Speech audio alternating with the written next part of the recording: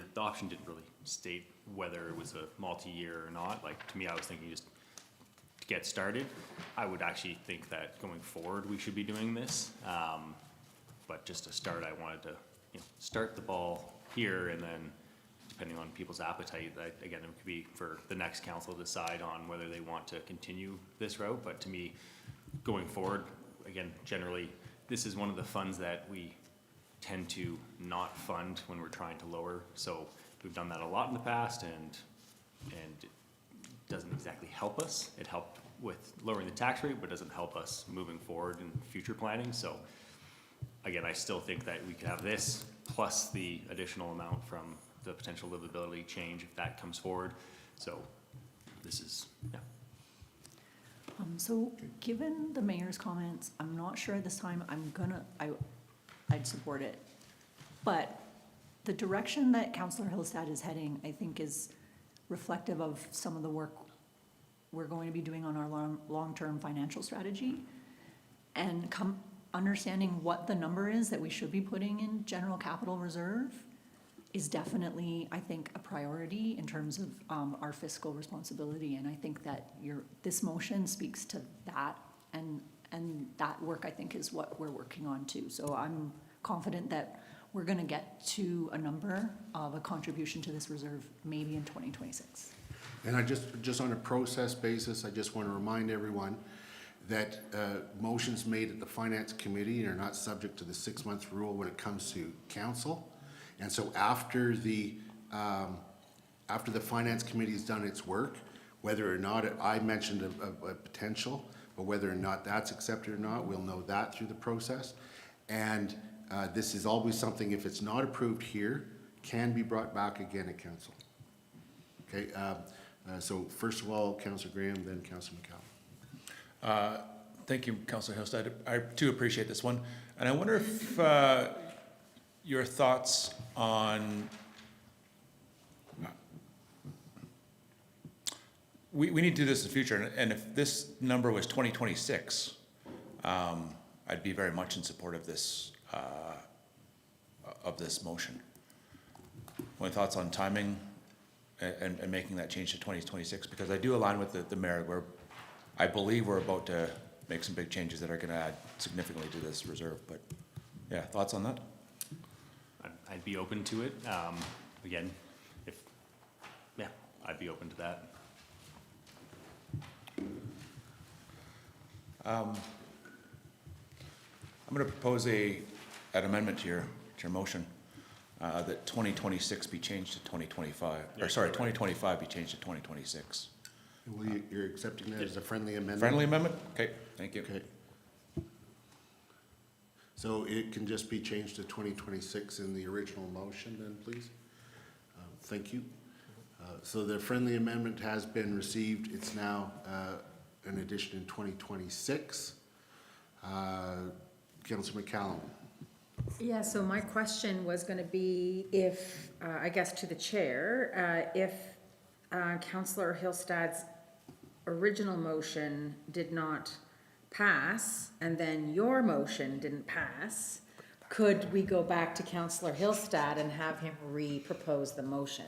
I would say not today, but it could come back Okay. at council. Yeah, so it's interesting. I know, I understand how we're trying to be, like, give everybody their turn, but you've kind of trumped his turn by showing your cards in advance. It is what it is. And that's fair for, confusing. that's fair for everybody to do Yeah, as well. Yeah, it's fair. We got to start somewhere. Yep, absolutely. Yep. So I would say that I would be in favor of 2025 or 2026. And that is because we have a really good idea as to actually what kind of dollars we need to put away in our financial reserves. And we've, had a pandemic and had a flood and had all kinds of things happen over the years. So I'm always in favor of making sure our reserves are well bolstered. And we have good reserves comparatively to our competitors and comparators. But we have learned through experience that having strong reserves has really saved our backside when things get tough in terms of natural disasters, et cetera. Okay, thank you. So- Just a question to administration. What is the amount that is in the budget to go to reserve in 2026? 375? Okay, so this would move it to 625 in 2026. Councillor Long. I love the spirit where you're coming from, Councillor Hillstad. I think just being fiscally prudent, putting money away into the reserves is great. It'll be interesting to see where everything shakes out as we go for the entire finance committee. But currently at this point, I can happily support 2026. And if we were able to do 2025 as well, depending how everything shakes out, I would even open to another motion coming forth with that as well. Thank you. Always come back at the council meeting. And I'm gonna ask just a procedural question here too. So could we table this motion until we sort out what happens with the 2.7 and a couple other things? Is that Yes. procedurally? Yeah, and fine with me. we'll just look, yeah. Okay, so are you making a motion to table?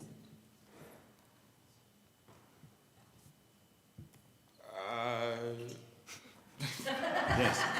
Yeah, I think, I'm trying to look to Councillor Hillside to take some I'm direction good on this either one. way, so, like, we can go, like, we can table it for later, Okay, because we know but certain things are coming. I think and- that we should table this item until later, just until we get a couple of other things sorted out. And if this doesn't fail, and then we gotta go to council and blah, blah, blah, Okay. blah, blah. I think just tabling this one for now makes sense I think that's to a me. very good suggestion, especially based on what Councillor McCallum had pointed out, and that's actually the procedural answer. So thank you for that, Councillor Graham. So there's a motion to table until, is it sufficient to say later in the meeting? Is it just till after a certain thing happens? Or Another thing happens? until after Mayor Krauser's motion with respect to the, Till after this motion, okay. the 2.75 million. Yeah, no. Can I, Yeah, sorry, can I just suggest maybe we have it be the last motion? So that, because Sure. I do think it's helpful to have some specificity of when it's tabled too, but after all other motions have been considered, then we return to this one. Okay. And then it's not, so. yeah, Yeah, we'll move it to the end, we'll move all tabled motions to the end, because there might be others. So let's just say to the end of the meeting. Okay? Sounds good. There's a tabling motion on the table. All those in favor? Carried unanimously. Okay, so that one's still to be considered. Councillor Maw. Thank you, Worship. I just sent something to Mr. Stiver. Okay.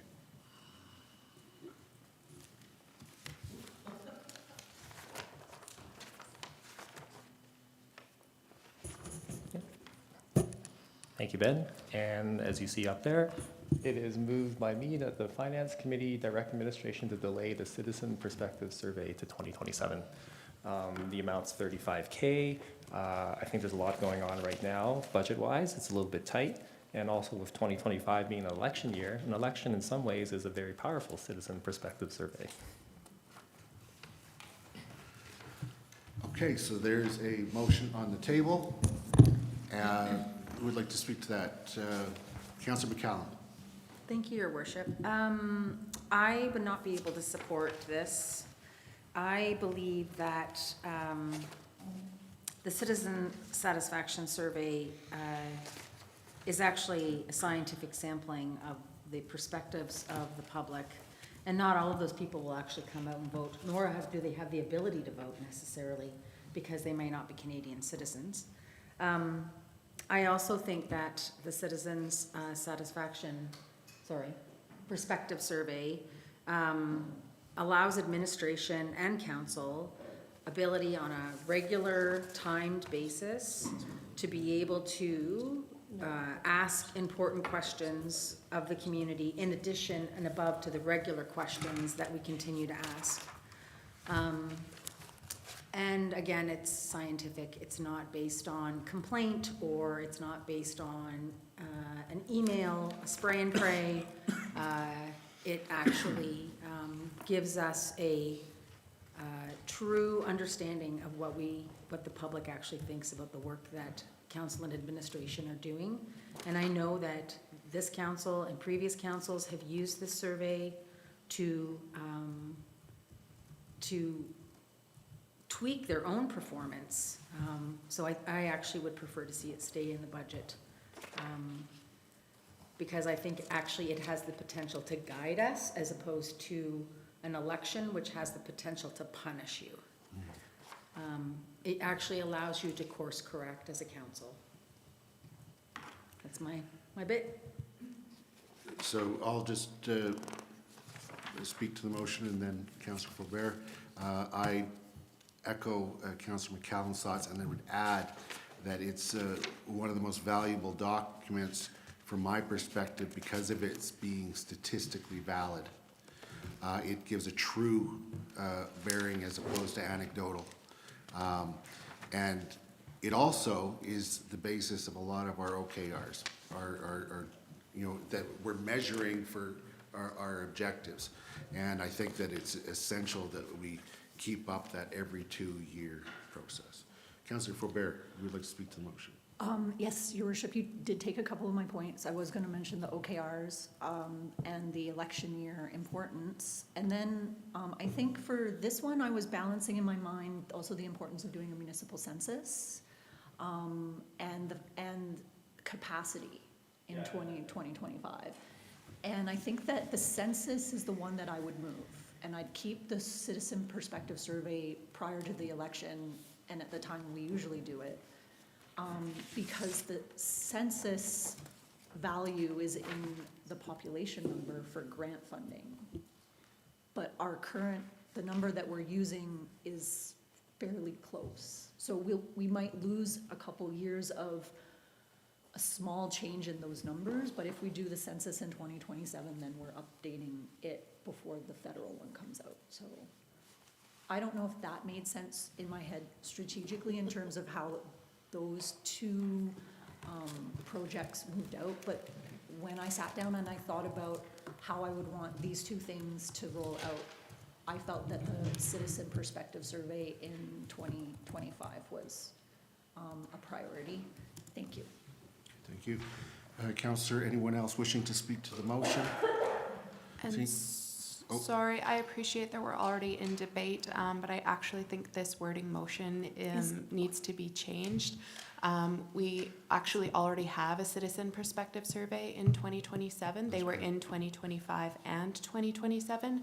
So I think that the wording motion to achieve what you're trying to achieve here would actually be to remove the citizen perspective survey from 2025. So I'll seek clarity from Councillor Ma. Were you wanting to delay it to 2026, or are you wanting to cancel it in 2025? I think that helps, Ms. Richardson, because yeah, that's okay. Because we do have one going in 2027, I'm even happy to rescind the motion. Yeah.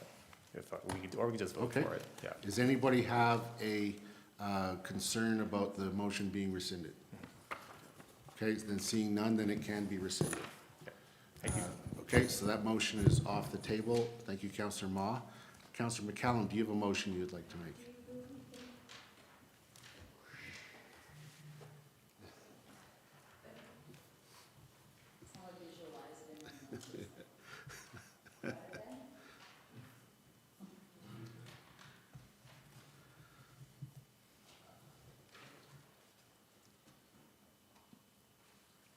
Thank you for that clarification. It was- No, that's exactly what we're looking for is making sure that they're technically accurate.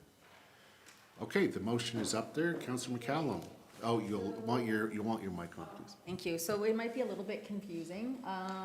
So direct administration to move the Larch Area Land Use Intensification Capital Project from 2027 to 2026, change the name and scope of the project to an area redevelopment plan, and have administration bring back project scope and reviewed costs. So I'm guessing intensification was 150 grand and I've put 200. I'm guessing it's probably more like 200,000 to the next meeting for approval, with this project being funded through the livability tax reserve.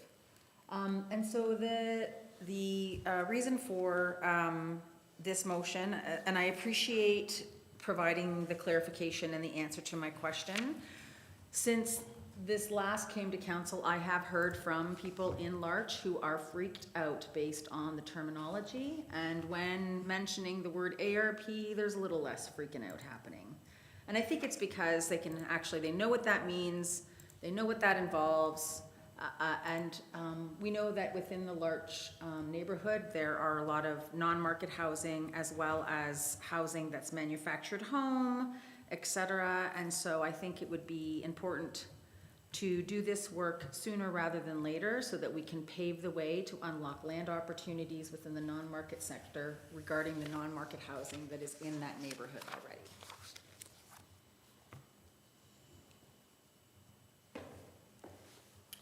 Thank you, Councillor. I'm just thinking about, so there's, And the timing change, yeah. yeah, So can I speak to the timing Mostly change? you're looking for information to come back so that we could then determine whether we approve it or not. Yeah, well, I think we all know what an ARP looks like too, Yeah, but like. yeah, for sure. But back scope and the reviewed cost to the next meeting for approval. Yeah, because I don't want to guess at that. I want to make sure that, and I didn't really know what was happening. Sally and I, it's not that I didn't know what was happening. Sally and I had spoken a bit about this yesterday. And so I wanted to be able to give administration the opportunity to not let me So pound a the- square peg in a round hole. So then we'll be able to see, if it's moved to 2026, with the review cost, we'll see the impact on it then, and I'm just trying to Yeah. understand it. And then, and have its name changed. Okay, I see what you're saying. And the timing for 2026 in my mind is the downtown ARP will be completed in 2025. They'll be able to gear up for 2026 for this particular project.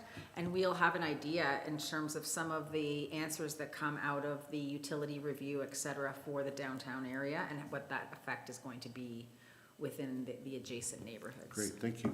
Councillor Merrill.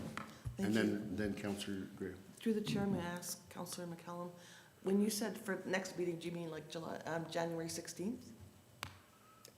Next meeting of the Finance Committee? Yeah, Finance the Committee? finance committee, yeah, I guess. Just clarify. Yeah, I kind of left it specifically vague because I wasn't sure what today was going to look like. Okay. I'm not expecting it obviously to come back today, and I don't know if it no. actually could even come back Yeah. for That's next what I was week. About the timing. To So be if it- fair, if there it- has to be an If it came back to ARP. council, though, It could, yeah. yeah. There must be, like, I remember the Larch ARP being on the 5-year capital plan when I was elected in 2010, so I'm sure there's something written down somewhere. Thank you. Would you accept a friendly amendment instead of to the next meeting, but, and scope review cost to council at time of budget approval? Sure. Okay.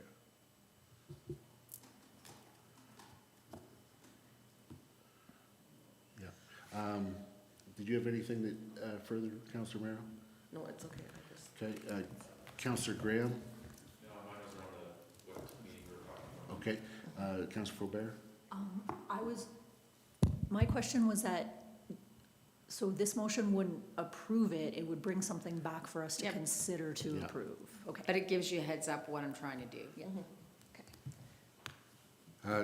Dr. Cottle? I'd just like to suggest, again, you know, it feels like everything we're doing now is more complicated. But given that there's likely going to be other conversation about what to fund from the livability reserve, I actually think you might want to bring it back to the next finance committee meeting and to look at the whole picture of the livability reserve, especially if we're gonna do it in pieces like this. Because then a week from now, when we have the next finance committee meeting, you could look at the whole picture of that reserve and then make another Okay. motion about what you ask us to bring to council. Okay. My so- concern is that if you do it in this way and it's all piece by piece, then when we bring it on the 4th, you may want to make changes. And we'd really like to get it as finalized as possible at finance committee. So then let's just put it, if it's okay, Councillor McCallum, to the next finance committee meeting on January 16th. Okay. Did I miss the rule? Like, did I miss the process? Was there a process there that I didn't understand? Okay, No. thanks. Okay, so now, I just wanted the clarity around that, so, okay. Yeah.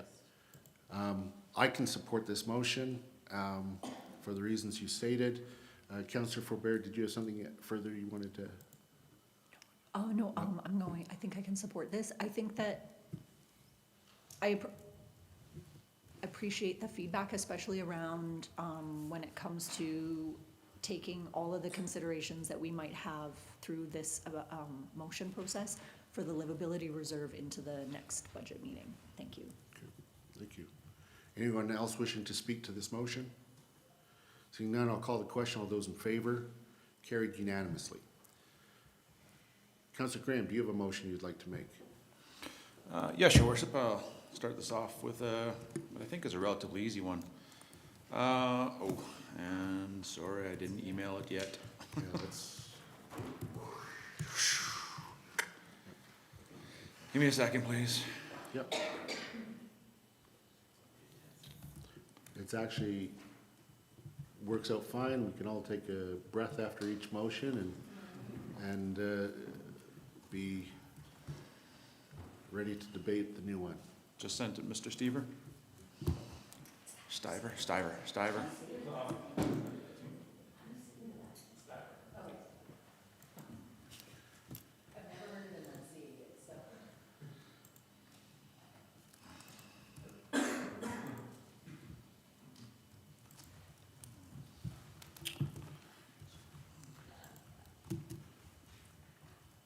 Okay.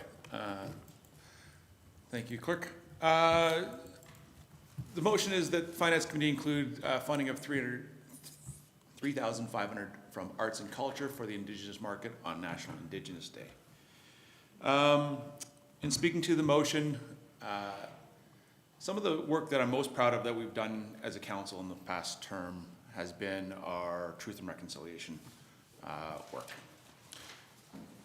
National Indigenous Day is an important day for our relatives and relations. And I believe that this is a gesture of good faith and goodwill to that community that helps bring vibrancy to our community at the same time. It's a relatively small amount, and I'd like feedback from my colleagues. I just have a question for administration. Do we need to say that it's funded by general taxation, or is that, if nothing is said, is that just the default? Arts and culture, is it not? Yeah, No, it's, but how, I mean, arts and culture is the category. We're adding it, in this case, it's not capital, so we're not funding a specific thing. So if you add the expense back in, general expenses go up, and then property taxes will go up in Okay, accordance so we with don't need to whatever. say, You don't need to say funded okay. from property So taxes. this is increasing the arts and culture budget by $3,500, and it's. That's good, yeah. Okay, I will take that as a Arts friendly. and culture operated like Yeah. from, I Yes. think is the what word you're from thinking. is a problem. Yeah.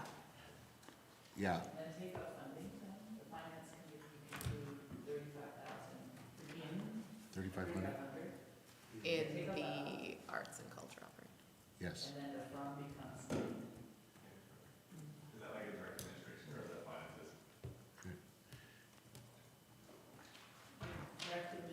direct administration to. Yeah, yeah. Direct administration to include, there you go, and if it could just be changed to National Indigenous Peoples' Day. Thank you. Yeah. And thank you to admin for your assistance there. I'll take all those as friendly amendments. Yes, yes, thank you. And I was prepared to bring this motion as well, so I will support it. Anybody else wishing to speak to the motion?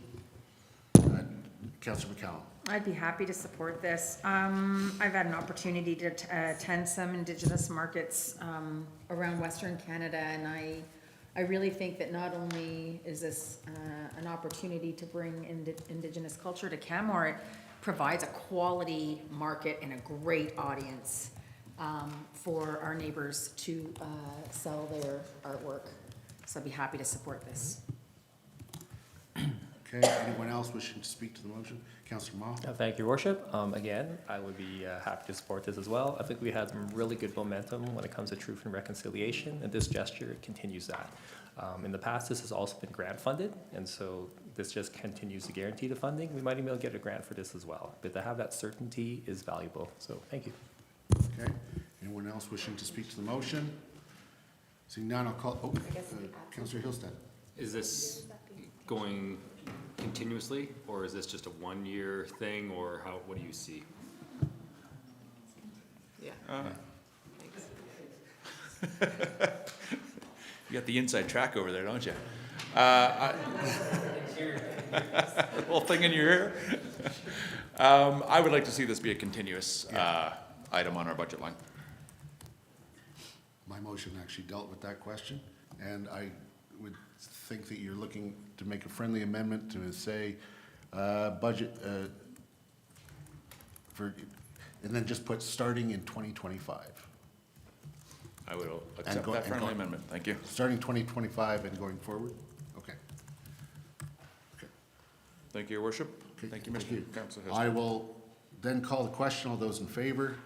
Carried unanimously. Okay, we will move to Councillor Faubert. Do you have a motion? Do I have a motion? Ben has my motion. So this is with respect to the information that administration brought back that, around a reuse it center. And I would just want to start by saying that I kind of tried to back away from the idea of a reuse it center and have a more of a strategic long-term vision around what it is the problem that I'm hoping to solve or address in the community. And that is with respect to circular economy and diverting goods that are still usable from the landfill. And one of the ways that I thought that would work is to reframe it as a circular economy social innovation project. And I'm proposing to direct administration to create an unfunded capital project in 2027. I used the amount of the information that admin brought back for us, but I'm not sure if that's just kind of a placeholder. And then the second point is to really engage and go out into our local nonprofit community and explore the potential for a collaborative service delivery model. Some of these types of reuse it style centers, like there's like was it Hodgepodge Lodge in Strathcona County, is run by a volunteer organization, for example. So, and not only that, we actually have in our community already a lot of, I think, support already and values around circular economy. Organizations like the library and the Homelessness Society do circular economy work. Community Cruisers does circular economy work. Biosphere, Bow Valley Waste Services Commission. And then I think that there is not only the potential to divert or reuse items that would have gone to landfill through the large item pickup, but there are within what's going to landfill already usable items or fixable items. And so some of the discussions that I've heard around social innovation really encourages engaging with nonprofits and in almost like a way to try and solve the problem together without predetermining what the outcome is. And then the third bullet point is around funding, because I believe that there is grant funding sources out there for climate change and circular economy that could be used for this in the future if it's something that we want to do. And so there's a couple things. One, 2027, so that conversations can happen. Do we have capacity and interest in our community and nonprofit sector to innovate on this with us? And then the time also allows exploration around grant funding potential. And then there's an election, and if this isn't a priority for the next council, there's still time to change it in the budget if that's not. But in this current, the way I see this is it does align with all of three councils' priorities of livability, because reusing usable goods decreases how much you have to spend climate change, because reducing consumption and diverting from landfill are good objectives. And then relationships, because instead of thinking that this is something we have to do, we can build relationships with within our community where there is already work and energy around circular economy, to maybe be a catalyst to create an innovative project that diverts. And I think that's all of the things that I wanted to share. Thank you. Thank you, Councillor. I really appreciate this and can support this motion. Just wondering, just checking with administration to make sure that there's no technical issues.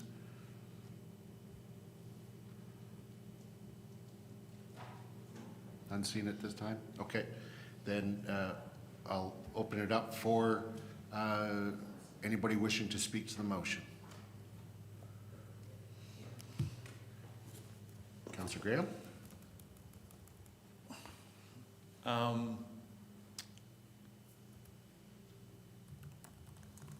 I guess my concern here is resources and priorities, and how much this is going to take of administration's time and effort and our budget. While I appreciate the sentiment and that it does get to a lot of our strategic plan, I don't know that I'm yet ready to support this idea. Councillor McCallum, did you want to speak to it? Or? Oh, no. Yeah, sure. So I'm interested in this, Councillor Faubert. I feel like, and it's in 2027, so it is 3 years off. What I feel like is that, because this would be a capital project, so I feel like there's a step in between approving, kind of doing what I just did with Larch. Like, I feel like, because I think this is interesting, and I don't know if $1 million is the right number, and I bet you don't know either. It's similar to, 150, 250, I don't know. So I wonder, and I don't know if it's friendly amendable, but I was wondering if there was a way that we could sort of take a step back and ask admin to come back with sort of a capital project sheet and maybe a more refined number so that we could actually.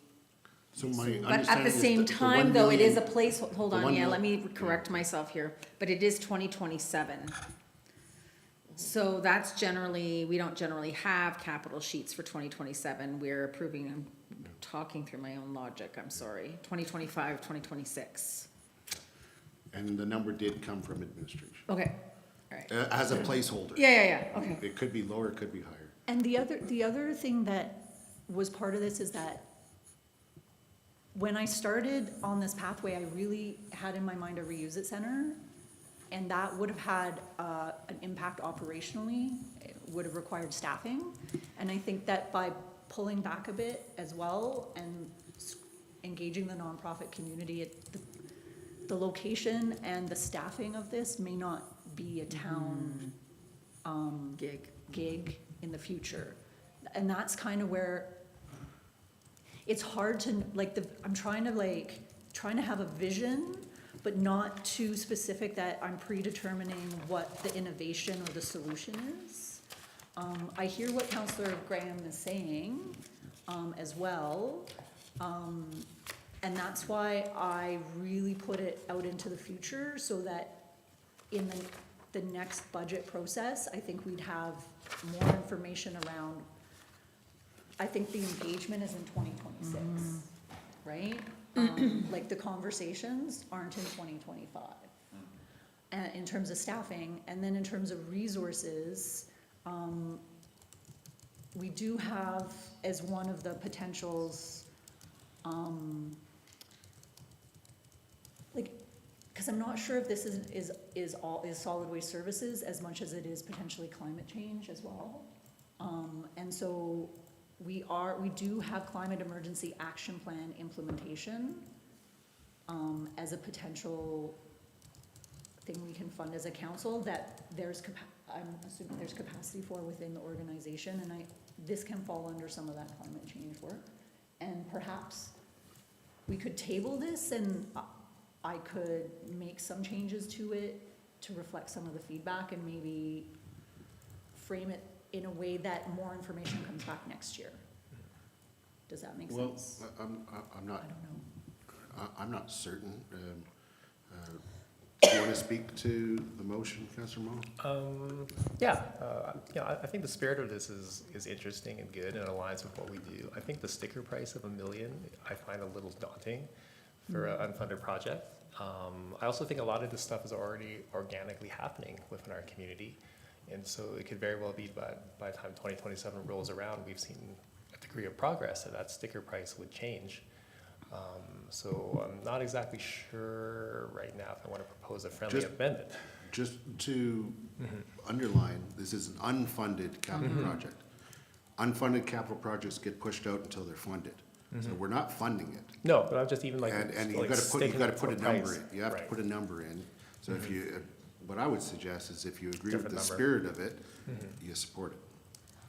What I would say is like, what I'm trying to do is kind of put this on the radar. Yep. As a space to aim and work towards. And along the way, I think more details and focus can come into the process. But if this isn't something, that it hits on the radar yet, my plan B is to still engage with all these organizations myself and try and see, and then come back in the future maybe with another approach at this. Basically, I'm learning as I go as how to, like the first motion I put in front of this council 3 years ago failed. The second motion I put in front of this council 2 years ago was passed, and then we had information come to these meetings. And now I want to take that and take it into the future a little bit. And if it's not right now, then I still think that this is work that's happening. And there's still lots of conversations to happen. So it's fair, whether it's capacity or just like uncertainty around it. I'm still gonna move forward on this as something that I'm passionate about. But this is one way that I thought that I could get it onto council's priority radar, if that's a way to put it. And I know like in some conversations, Banff has a reuse it center and they're looking at changing it because their access is really difficult. But it's like, but I don't think that having a predetermined outcome of like, we need a space and this is how much it's gonna cost, I'm not sure that that's what we're gonna see, because I think that the social innovation process is gonna actually be the key to this. Councillor Hillstead? Thank you for bringing this forward. So right now, I'm not gonna be able to support it. I think, again, a lot of this is happening. I look at just the many groups we have on Facebook for buy and sells and things, and a lot of this stuff just is organically happening. I know stuff gets taken to the local thrift stores, and some people take stuff to probably to Banff. So to me, it's just not a high priority for me at this moment. And I think a lot of this is happening whether we do something or not, and I think Canberra does a really good job of reusing and doing this already. So it's not something like that I feel we really need to be pushing for at this moment. There's a bunch of things that, yeah, this stuff would, information of like where it would happen and stuff, so a lot of that would be good, but right now, I just don't think we need it. So I appreciate it, I think at this time, I just don't think we need this. I think we have a lot of other priorities on the go, and this just isn't up there high enough for me to support it at this time, but I do thank you for your passion of it, and it's clear that you're passionate about it. It's just, I'm not there with you, so. No, it's all good. I think the fact is, like, I mean, while it is happening, there's no actual leadership or a central focus or drive around circular economy. And I don't necessarily say that we're the ones to do that, but if we are the catalyst to create the conversations within all of these siloed groups that are doing, like, all that work that is happening, that we could get them together, we could create the conditions for more of that to happen. And for me, it's not just the stuff that's already happening, it's the fact that our garbage cans, you put anything in them. You put anything in our bare bins and it just goes to the landfill. But if you live in Cochrane, you can't do that in your garbage can. Your garbage is very regulated in other municipalities, and for good reason, because diverting from the landfill saves us money and decreases greenhouse gases. We can't do that because of wildlife. And so in our bins, and I think we've seen, like, our community isn't diverting as much as we hoped they would. And so it's not just the recyclable goods, it's the reusable goods. And so, yeah, I see a potential there, but I hear you. There is definitely, we do have people in the community working on this, and I guess that includes me. Councillor Mary, you'd like to speak to the motion? Yes, I would. I just have a question for, we already have, and please forgive me for the acronym, we already have an EPR or a program coming? Is that correct? Would that help with this at all, or no?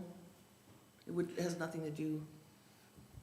I mean, Tanya, Councillor Faubert, you could speak to it as well in terms of your intent, but I think that EPR is really around materials that right now people are taking to the blue bins to recycle. Right. I think this is about other items that aren't already in the recycling program. Yeah. Furniture, houseware goods, those types of things. Yeah. Thank you for the clarification. I would just add, in speaking in support of the motion, that I really do believe that with a catalyst, and I agree that the town very well could be a catalyst because it's aligned with our strategic priorities, and this is a relatively gentle way of putting it forward. I believe that you will actually get nonprofits coming forward, and it may be something that the town is involved with at the start, and ultimately it becomes community driven.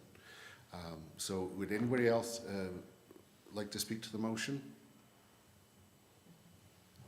Seeing none, I'll call the question. All those in favor? Opposed? The motion is defeated with Councillors Faubert, McCallum, and Mayor Krausert in support. And just as a reminder, it can come back at council. And so when you suggested maybe about tabling and rewording, that would probably be the best way to do that. I rather reserve tabling to things that, due to other things happening, they can't be dealt with at the moment. But that would be your avenue to, if you would like to bring something back after hearing this feedback, that's still open to you. Okay. All right, so moving to Councillor Mera, do you have a motion? I have one. I'm hoping it's gonna go. I was trying to do my email, but it wasn't going. I'll try again. Oops, sorry. Try again. Thank you, Councillor Hillstead. I'm sending it to municipal clerk now.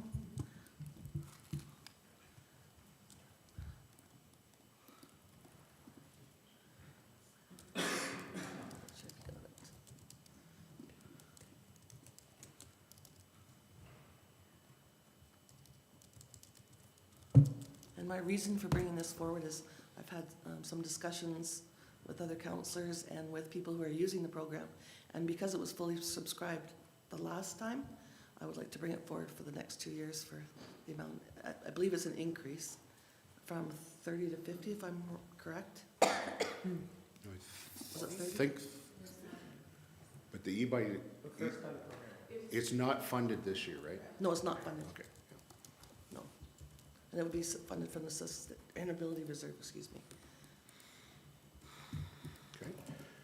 Would you like to speak any further on that motion? Just, and I mean, because it was fully subscribed, I mean, people were using it. Its livability, it helps with people who don't have cars, but still need transportation. And this is an affordable way for them to access that. And it addresses our climate. Okay, thank you. Would anybody like to speak to the motion? Just show of hands, because sometimes lights are being left on. Okay, Councillor Ma? This is an interesting one, Councillor Morrow. Could administration remind me what the amount was last year when we did the pilot? Was it 40K? It was 50 as well? Okay, all right, thank you. Part of me wonders if we should just do it for another year and then just for 2025. I'm still thinking in my head if I want to propose that as a friendly amendment. Thank you.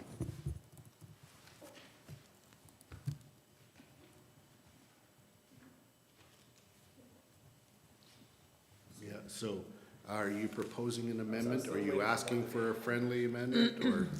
I'm still pondering that, so if other Okay, so councillors wanted to you're speak, wondering yeah. about that. Would anybody else like to speak to the motion? Councillor McCallum? I'd be happy to support this. I think was a really great program, and I understand administration being stuck in the position of an either-or situation. But I don't want to do either-or. I want to do both. I think that I could see the effect of this program on the streets of my community this past summer. And I think it was also a really great way to support local business too, with the way that the FCSS, was it FCSS? Yes. FCSS partnered with local businesses, bike businesses. So I think that there's like a circular effect there. And, you know, as our bicycle infrastructure continues to mature and we get more and more of it, this is going to become more and more of an option. I have spoken with seniors that are interested in this, and, you know, it is a bit of change to put out at first. So this would help them with that decision, especially specifically if they are low income. So I'd like to finance it for the 2 years, and would remind my colleagues that next year, when you are all sitting here again, if you don't want to do it in the second year, you can make it not happen in the second year too. That's all. Councillor Graham? Thank you, Councillor Mayor, for bringing this forward. I too, am very supportive of this program. I think it ticks off all of the boxes that we're looking to achieve as a council. I am supportive of it being in 25, 20, and 26. If there was one change, and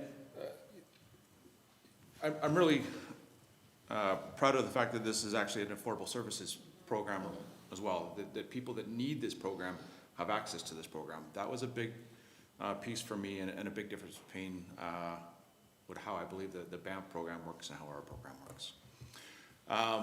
However, if there was one change I would make to the e-bike rebate program, and that would be to be adding rental inventory bikes that are being sold from our local retailers to the availability of this program.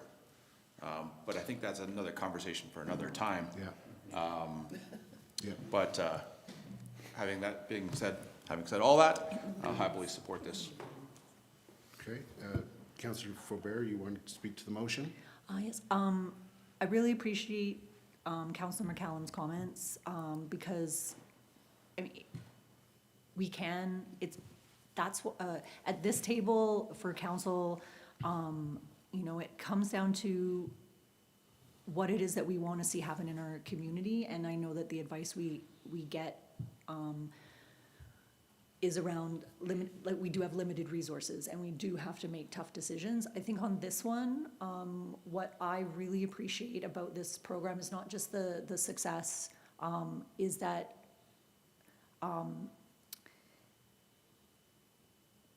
it took an affordability focus. It supported local small businesses. And I think that, for me, I don't see this being a forever program, because of our affordability services list is a limited number of people.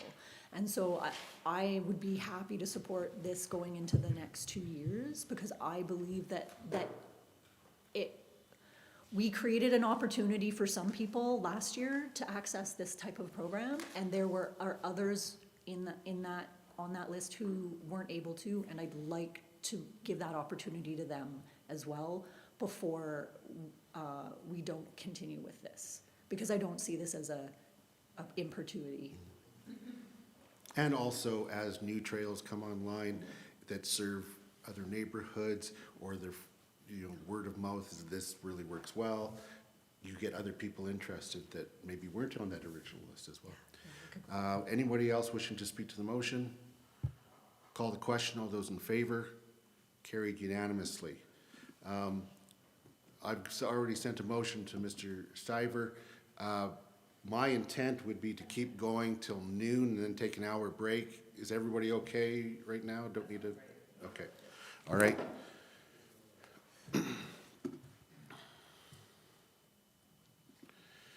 Okay, my motion is that the Finance Committee direct administration to fund the 2026 Stoneworks Creek mitigation in the amount of $2,750,000 from the livability reserve and redirect the previously allotted funding in this amount back to the general capital reserve. This is the motion that I alluded to previously. I thought it was a little bit lower down on my list, but I thought I'd bring it so that we can deal with Councillor Hillstad's tabled motion today as well.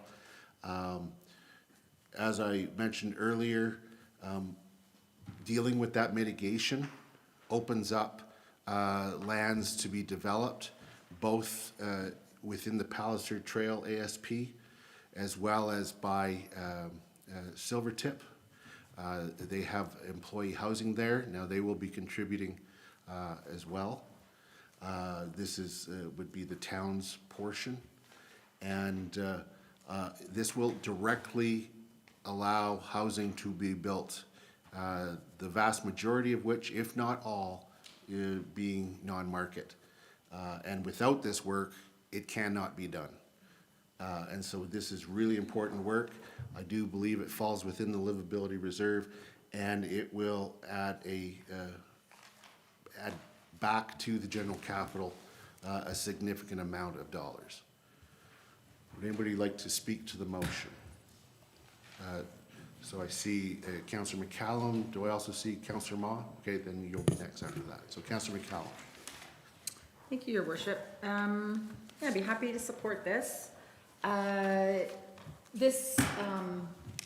flood mitigation itself is really, when we were looking at the Palliser lands prior to 2018 even, really wondering how we were going to be able to develop those lands to their potential for the non-market vision that we had for that area.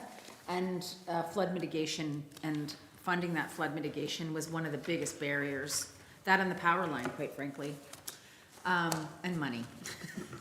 So I'm really happy to see this work being done. I think that approving this project shows a lot of good faith to the other landowner that we would be doing this with, and shows that the dollars are there to be able to do the work, and hoping that they come to the table with their dollars sooner rather than later. And I believe that the livability reserve is the proper place for these dollars to come from. I think that a lot of our focus is going to be on unlocking more and more non-market development land opportunities, and this is an example of one of them. So I'd be happy to support this. Thank you. Councillor Ma? Thank you for bringing this forward, Your Worship. I would be happy to support this. I feel this is similar in spirit to, say, a potential project with AltaLink, which would unlock multiple units for housing. And this is even of bigger capacity than that, just by the size and scope of the land. And it's in the right spot. It ties into a bigger picture and really energizes that potential for that area. Thank you. Thank you. I was just advised of a friendly amendment that I'm going to make. Just update that number to the exact number is $2,756,115.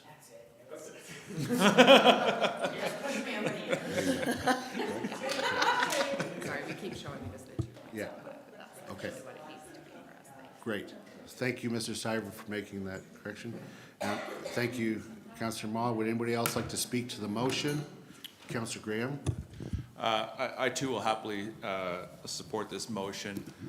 This unlocks lands that we've been trying to unlock for a great many years. And I would note that if grants should come available that would help replace this money, then that could be changed in the future. So there is that potential for that as well, if that should happen in the past, in the future. Thank you. Anyone else wishing to speak to the motion? Councillor Mera? Yes, thank you. I too will support this. I appreciate you bringing it forth, as it was also on my list, and mainly for the main reason of it allows for future housing. So I think we need to get going on it, and it allows money to go back into our reserve. So thank you. Thank you. My Anyone voice is else? terrible. Okay, I'll call the question. All those in favor? Carried unanimously. Councillor Hillstead, did you have another motion? Yeah, hopefully it won't be too big of one before the lunch break, but we'll find out.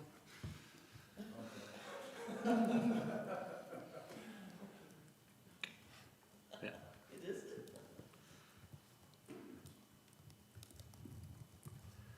So the motion would be that the finance, but this might need to be changed. I wasn't sure exactly on the wording on this one, but that the finance committee accept the recommended rate changes to the paid parking program as recommended by administration. So those rate changes were during the peak season, which is May 15th to October 15th, it's $5 an hour, Monday, or just every day of the week. And then in the low season, October 16th to May 14th, it's Monday, Thursday, $2 an hour, and Friday to Sunday, $3 an hour, which is the same. So it's really just the peak season goes from $3 and $4 to $5. With paid parking, it's one of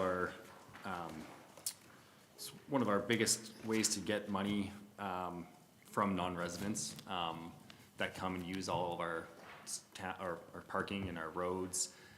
This is one way we can fund that we use to fund transit and other things within the pram. Which I'm not, it's weakening, I'll go read that, but basically, yeah, just basically I think we need to do this increase. It would generate more revenue, which can help us with increasing our transit options. And really, I think the numbers were about, looks like about 2.3% of the total revenue generated came from local residents. So, which means, 97.7 is coming from non-residents. So yes, some locals will be affected by this, but we do still offer 3 hours of free parking. We also have parking in residential zones for residents and things. So basically there are options that you don't have to pay to park.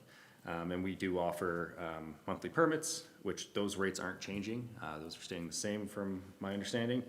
And I think it's just again, if you look at the utilization rates, they're increasing. And so I think it is the right time to do a rate change and help fund other projects. Thank you, Councillor. This was on my list to bring forward as well, so I'm certainly supportive. My understanding is we'll put about $700,000 additional revenue into the town that is then used according to the public parking reserve policies and whatnot. So I will certainly support it. I'm just asking if this is sufficient direction to administration, or do you need any more detail? Okay, so I think through the. As long as it's clear to you. Oh, it's clear to me. Okay. Yeah, because we're talking about the $5 an hour per peak season, and the $700,000 added in revenue to, I think it's in municipal enforcement, I'm not sure. Okay?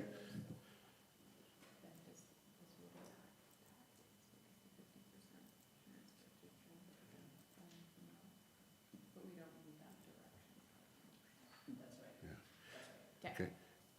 Do we need to have starting in 2025? Do we need to have starting in 2025 added to it?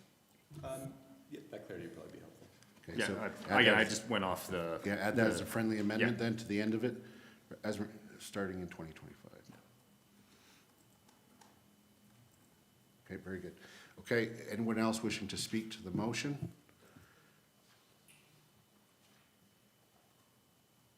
Councillor Faubert?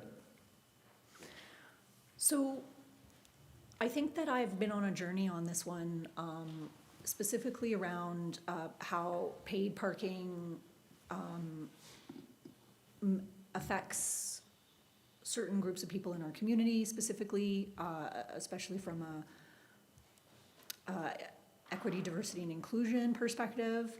But I also, the information that administration brought to council in the budget process this year helped me to really understand that I think that our community is adapting really well to paid parking. And that the concern that I had around affordability, I don't think is actually occurring. I think the reality is that people don't like paid parking. And no one wants to pay for things, I expect that. I expect that when it comes to taxes, people aren't lining up to pay taxes or pay for parking, and that's not how these types of systems work.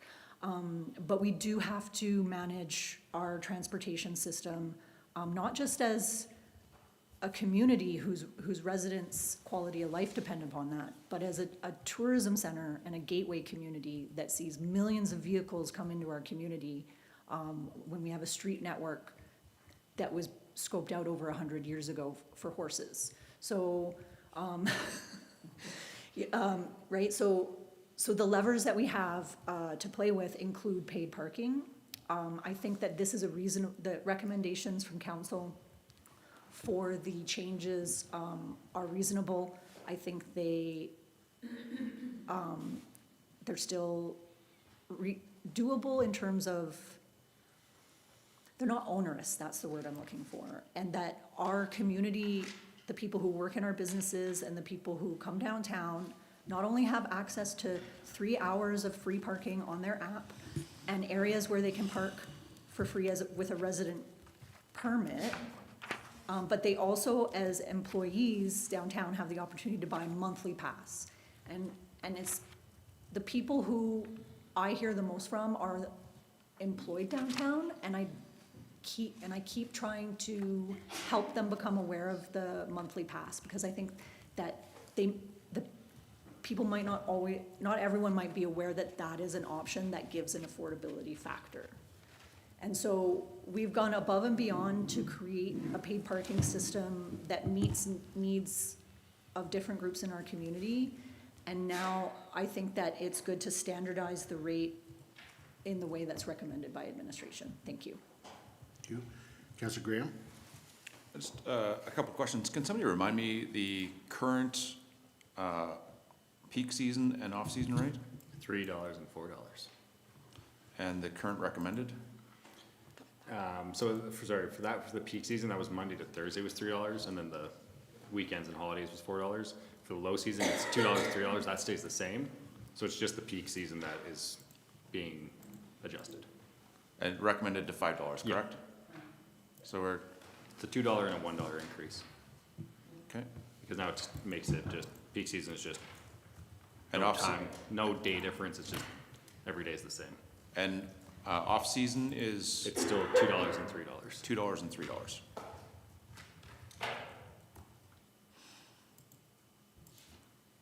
I'm gonna come back. Okay. Councillor McCallum? Question through the chair to whoever is the BIA rep. Me. Oh, hi. That's handy. So have you at all, within the meetings, have you heard whether there's been any sort of collaboration between the business community downtown in trying to optimize their parking amongst themselves? Because I still see is there no appetite, no interest? I think that Because it's not full.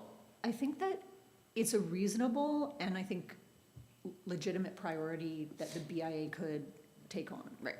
I don't think it's in their capacity or been a priority yet. I think that the work that they were doing on the levy and those changes, and then trying the plan for, events and vibrancy, and to ensure that, the paid parking, the parking revenue allocation model funding, grant funding that comes, is contributing to vibrancy in the downtown. I don't, and so that's the priority, and then I think that there are a number of things that the board has talked about. I think the parking is one of them, around things that they'd like to work on. And when those discussions come up, I tend to be like, let's finish doing the one thing that we've had on our plate for 3 years. Yeah, no, I get it, yeah, Yeah, let's so- sew up, Yeah. because you could have a bunch of open projects, I get it, yep. So But- it's a capacity and Yeah, and it's not, they're not prioritizing that. They're not putting priorities on their list that they can't take on yet. Okay, And gotcha. I think that that's a good thing. Yeah, it's not bad, no, Yeah. it's necessarily, but it's, yeah. But yeah, but I hear you. I think that that is an untapped potential, and I can bring that back to the board. Yeah. I actually, as a side note, chatted with a business downtown that has been charging for their parking, and they actually are donating all the money to charity, and I think that's cool. No, it's not. Okay. 45 grand last year. Councillor Graham, you, Yeah, one more question. And sorry, this being over Christmas thing is difficult. We've all taken some time off, and just getting reminded of where we're at with certain things is appreciated, so please be patient with me. What consultation happened with the BIA and this rate increase?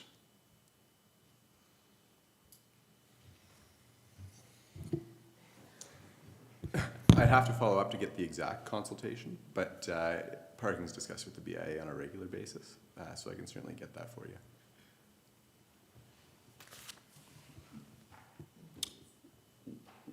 When? I can try to do that for this afternoon, or I can send a note right now. With that in mind, I'd appreciate tabling this motion until that information comes back, if that's okay. okay, there's a tabling motion on the table.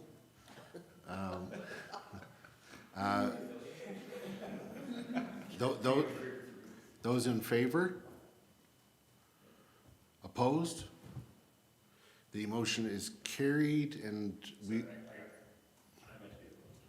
okay, is it a simple, I'm sorry, I'm looking at the clerk's office. I don't, is it a simple majority on tabling? I think so. Okay. But we're 3-4. We're 3-4 actually. Yeah. Yeah. I can try pulling it up here too. So here's the thing, is that I thought that at this point.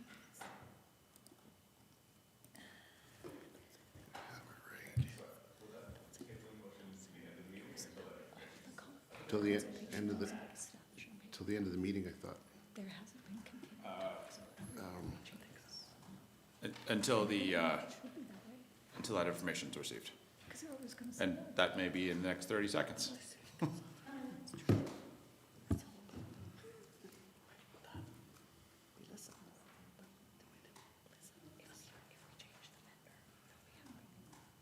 Motion to table is just, it's a majority. Motion to table within a current meeting, section 64 of our policy, and it's just a majority. So that motion carries with Councillors McCallum, Councillor Hillsad, and Mayor Krauser opposed.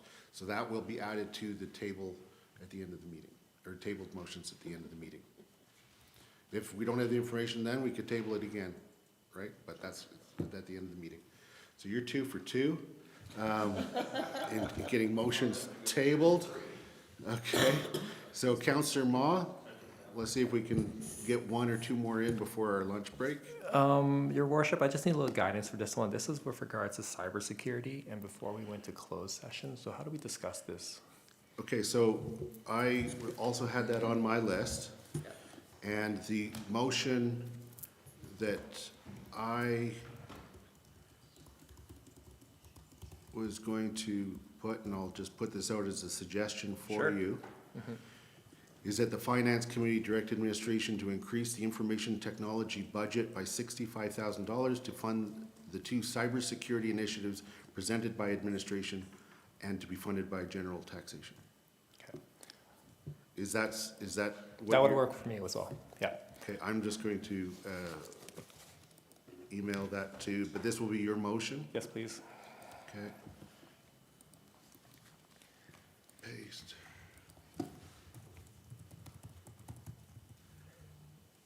I just wasn't sure if we were Yeah. Now, to if, talk about if, the amounts. if anybody would like to be asking specific questions or discuss this due to the sensitive nature, then we would go into a closed session. So I would ask if anybody is wanting to discuss this or ask questions.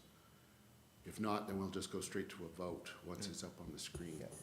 There it is. And I could speak to it too. Sure. Yeah. Provided that you are staying For sure. with. It'd be high level, Yeah, high level. yeah. So go ahead if you'd like to speak to Oh, it. okay, I was just seeing was coming, oh, there it is. Okay, so from a high level perspective, I just feel that, given the increasing sophistication of cyber attacks and the fact that we are a very rich target, the sort of, and also it's just learning from our neighbors up valley, the severe ramifications operationally and financially if you get hit. I feel these funds would be money well spent in terms, it's almost like a form of insurance against something really bad. Fingers crossed we never need it, but just in terms of how well people are executing these cyber threats, I want to stay ahead of it. Thank you. Great, thank you. Would anybody else like to speak to the motion? I am going to be voting in favor for the reasons spoken to. Okay, I'll call the question. All those in favor? Carried unanimously. Okay, Councillor McCallum, do you have a motion you'd like to put forward? You do not. Councillor Graham, do you have a motion you'd like to put forward? Bear with me a moment.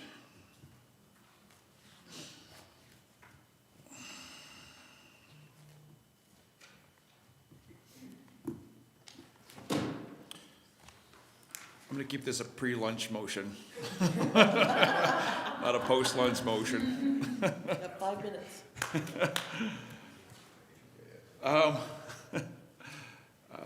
Sorry, again, I have to email this into Mr. Stiver.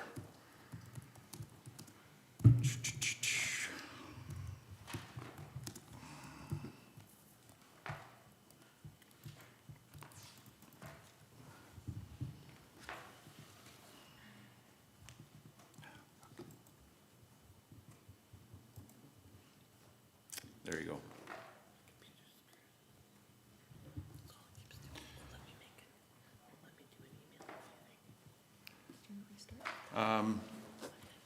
So while Mr. Stiver's receiving it. Well, what's Mr. the Stiver's topic? receiving that, Finance Committee recommend that the Main Street Ped Zone Gateway for $37,000 be funded from the ECDEV reserve.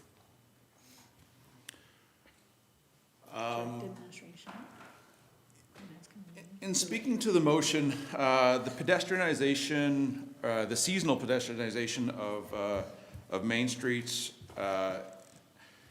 coming out of COVID, in my opinion, has been a resounding success. The vibrancy and people that we see inhabiting the downtown during our summertime pedestrian zone is an initiative that I want to encourage and to increase funding on. One of the things that the feedback I've heard from the community and the downtown business owners is around the way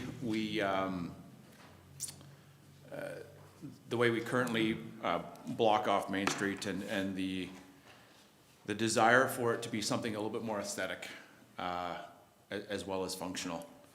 I believe that this is a relatively small amount in the grand scheme of things that would enable us to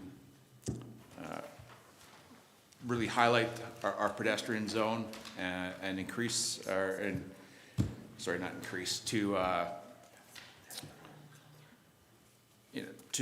promote that area as a vibrant community place.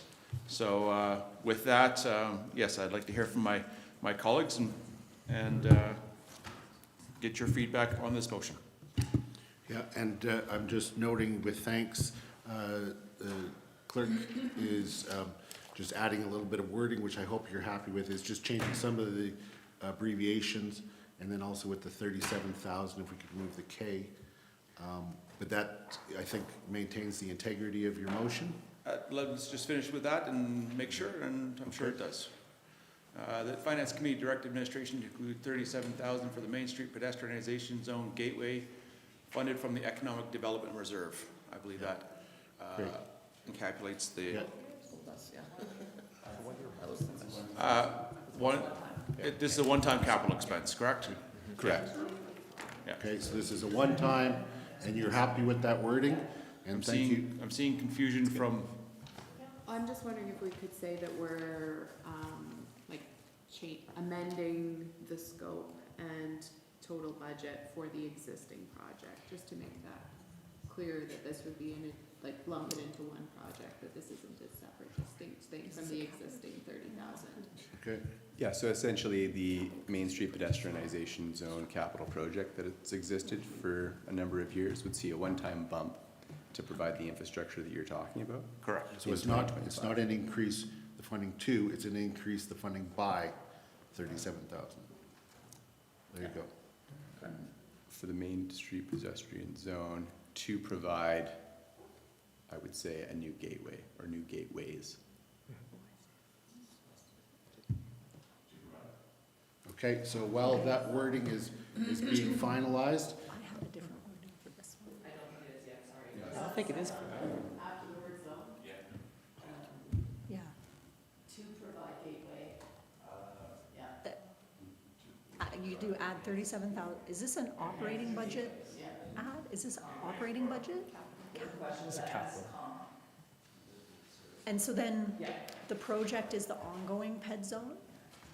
Each year has Each its own year has capital its own? project. So we have an existing $30,000 capital project for the, Okay. sorry.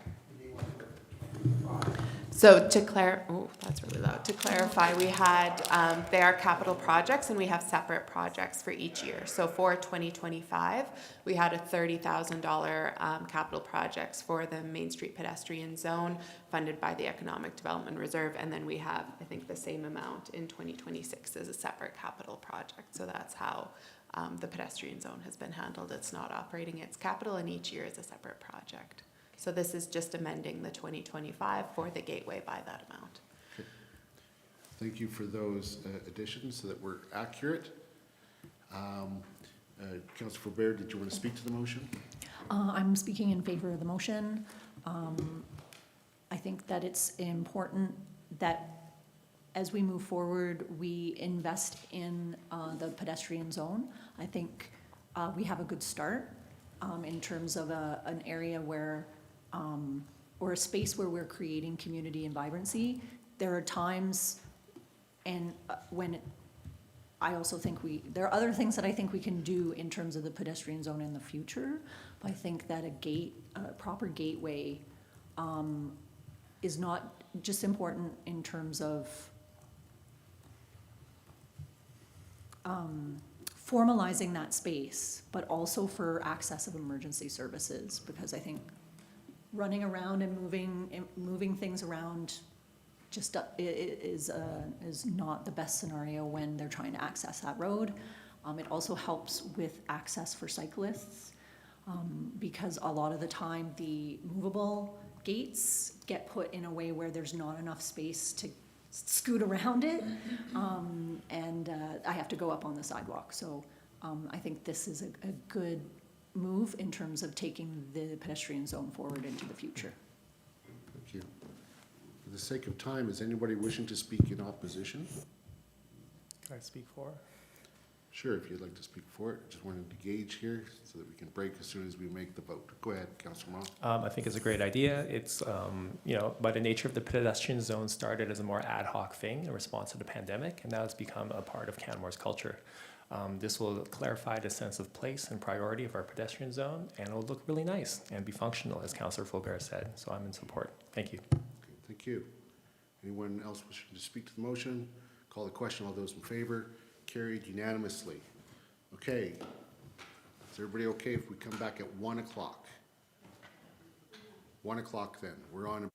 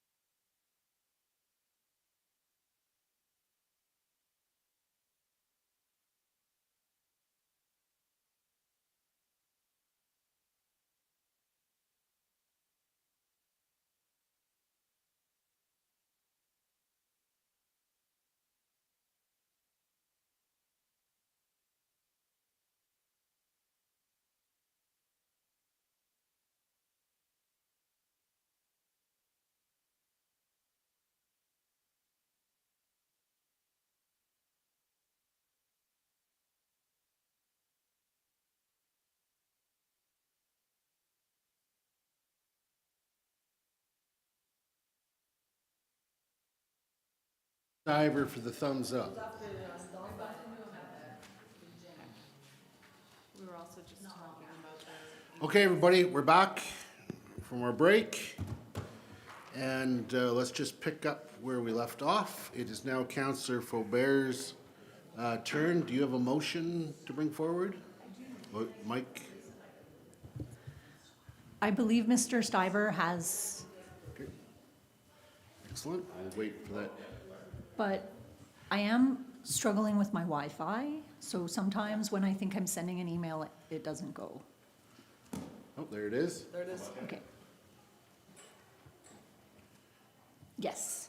Now, when I was going through the presentations, this was one of the motions I wanted to make, but I wasn't sure if the sustainability reserve was the place that administration had recommended it come from or not. But I remembered the mayor's email recommending that our motions have a source of funding. That is what was recommended, yes. And so if it's not the sustainability reserve, then it would be taxation, is how I understand it. But I thought it was in line with the sustainability reserve. I also think that the information we were provided with by administration on the different areas of focus for this implementation are all really important areas of work. So I wanted to bring this motion forward. Okay. This was on my list to bring forward as well, and so I will support that. Anyone wishing to speak to the motion?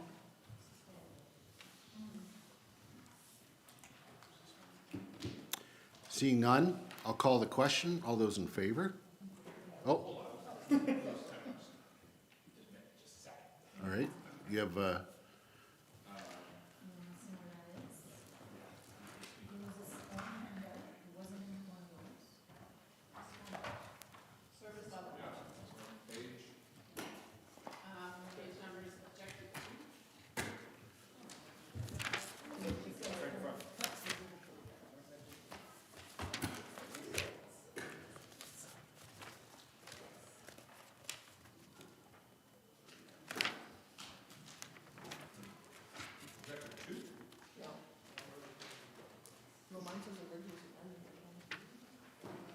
After this page.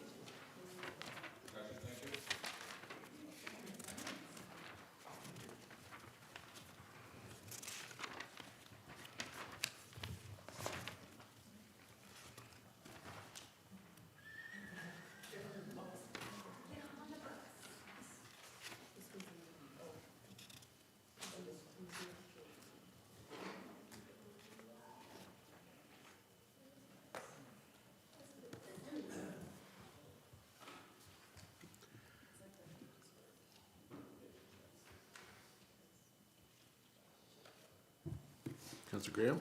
Councillor Faubert, I wonder if you just might do me a favor and just help me understand what this initiative was all about and what it's intended to do. Thank you.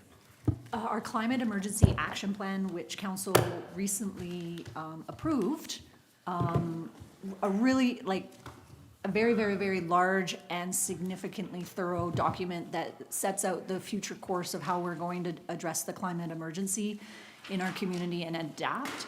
Part of that report, so when we get that plan, the plan itself doesn't do anything unless we implement it. And so this budget amount for 50,000 starts to take what's in that plan and put it into action. And I believe that's a good way to.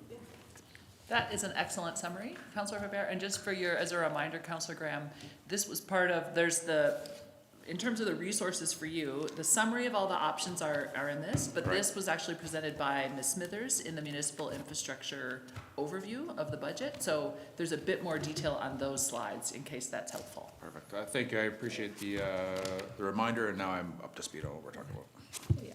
Okay. Would anyone like to speak to the motion? Yes, it Councillor was- Ma, did I see that you, no, you're good?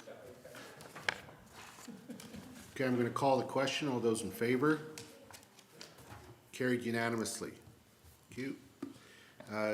Councillor Mira, do you have a motion? Not at this moment.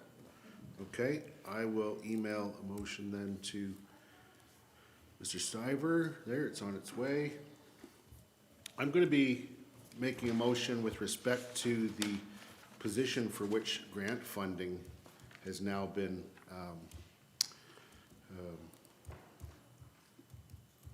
successfully obtained, subject, of course, to this sort of an approval. And the motion that I have up on the board is that the Finance Committee direct administration to include $120,000 in the Public Works budget for hiring a 2-year term municipal energy coordinator to be funded in 2025, 80% MCCAC grant, 10% sustainability reserve, 10% utility reserve, and in 2026, 40% MCCAC grant, 30% sustainability reserve, 30% utility reserve. Before speaking too much to the motion, I just wanted to make sure that administration is happy with the total amount and the sources. I believe it matches what we were provided. Okay, so I'm very happy that this is a position that I think will greatly help us in our efforts with respect to our energy use, and that since we have grant funding for a significant portion, this is a great opportunity to add this term position. And I'd be looking to your support so that we can actually sign the grant tomorrow. Would anybody like to speak to the motion? Councillor Ma. I think Councillor Faubert was first. Okay, happy to support, sir. I love the fact that this is 80% grant funded in the first year, and this is time is of the essence because we need to get back to those people tomorrow. So lovely, good job getting the grant, guys. Thanks. Okay. Would anybody else like to speak to the motion? Councillor Graham. And if the grant isn't successful, what happens on this? We got the grant. Yeah, we have the grant, it's just what the timeliness of it is really, we need to sign yeah. it Perfect. by tomorrow or we lose it. Thank you. It was originally put forward as grant funded in those amounts, with the rest coming from the reserves in those amounts, but now we actually have confirmation of the funding. Would anybody else like to speak to the motion? I call the question. All those in favor? Carried unanimously. Councillor Hillstad, do you have a motion? I do, but I've lost my mic. Just sending it now. Now, the wording might need to change again, but just try to take it from what was in the option list. So this is that the Finance Committee reduced the funding request from the Camera Museum to COLA. We put out asked all of our affiliates to do just a inflationary increase for their budgets. The Camera Museum brought a very large increase, and I think at this time that I prefer that they just continue with COLA, and they had some projects in mind for that additional funding, but this time I just think that sticking with the COLA amount would be the best thing with this current budget, so that is what I'm putting forward. And again, wording may need to change, but. Yes. Okay, so let's deal with that first. Motion on the table. Does administration have any concerns or suggestions to with regards to that? Ms. Gibbons? I was just going to say if we could clarify if the intent was only for 2025 or for 2025 and 2026. And I'm just also thinking it would be helpful if we actually had the dollar value of that reduction in there. Yeah.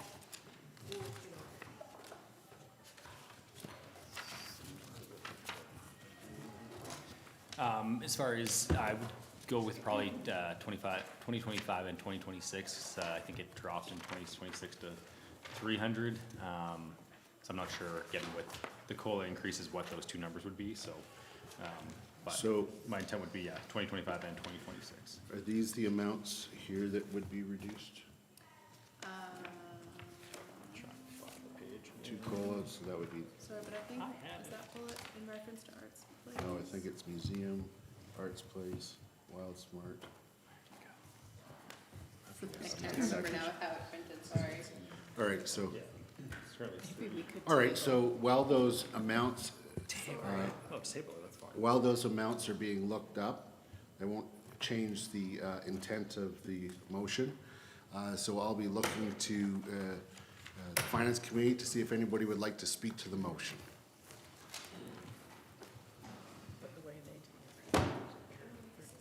Councillor Graham. Thank you, Your Worship. Thank you, Councillor Hillstead, for bringing this forward. I will be speaking in favor of your motion.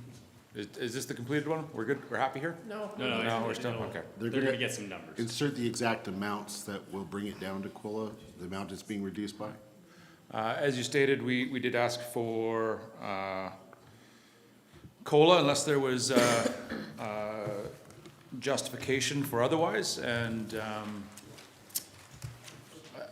I'm looking for data to support this increase that will come forward at a future date, hopefully. And when I see that data, that's when I will be supportive of, or possibly supportive of increases. Okay. Councillor Faubert. I do believe that the museum appeared in front of council recently and presented information on the reduction in grant funding from other levels of government and grants from foundations and other groups that fund organizations like the museum, which was data on the loss of operational funding. That the reason why the museum is asking for more is not because its budget has gone up, but because its revenues have gone down from other sources. So this isn't an increase to do things, this is an increase to continue to do what we're doing now. So I don't know if that helps anyone understand what the change is. I also too struggle with this one, and I'll be completely honest, because the number one funder for the museum is us. We are already carrying the majority of the burden for providing a museum for our community. And our community, in terms of sponsorship and support, I believe needs to meet what we've been doing. And so I struggle with whether or not we should, as a council, increase what we already do, because we do support, we are the number one supporter already, or if we should, as Councillor Hillstead suggests, approve a COLA amount and the priority focus then goes back to the museum to work on its sponsorship and fundraising, which is the plan, right? That's the plan. And so I don't even know where I am on this one, because both realities are important to me. One, I want to support the museum, but two, I already know that we as a municipality are the core funder already, and so it's right. We are already fulfilling our role, and I want to see the community step up and in sponsorship. And my fear is that if we fill this gap, then there won't be fundraising in the community.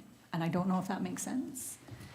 Yeah, no, Right? And so I'm challenged on this one, just to be completely honest. I go either way on this one. Councillor McCallum, then Councillor Mott, then Councillor Merrill. Councillor McCallum. I am in a similar space. I am trying to, like, you can see quite clearly in their business plan that they're actually going to forego hiring an executive director and instead hire a fund developer, which is what they need to be able to operate. But then that leadership position seems kind of a strange position for an organization like this to be in. I would agree, obviously, it's on paper, we are the core funders of their organization, but if we don't provide this funding, will they not be able to afford their fund developer? And are we basically now shutting the museum? Or, if we increase it just by COLA, is it still going to be enough for them to be able to move forward with their plans to try and fill this gap of funding that every nonprofit, I might point out, in the country is facing? It's not just to them, I have a lot of empathy for the situation and for their volunteers that are quite dedicated. And this is Canmore's history, right? And so it's important, as well as the cultural programming that they have done a great job over the last few years, specifically during the pandemic when museums were not en vogue. So I am too in the same situation. I'm wondering if Councillor Faubert has any guidance in terms of, is this an all or nothing thing? Like, is this, could we approve some of their increase ask and would that help them, or will it just make it worse? I believe that the situation is that if council didn't support the increase, we still have a plan.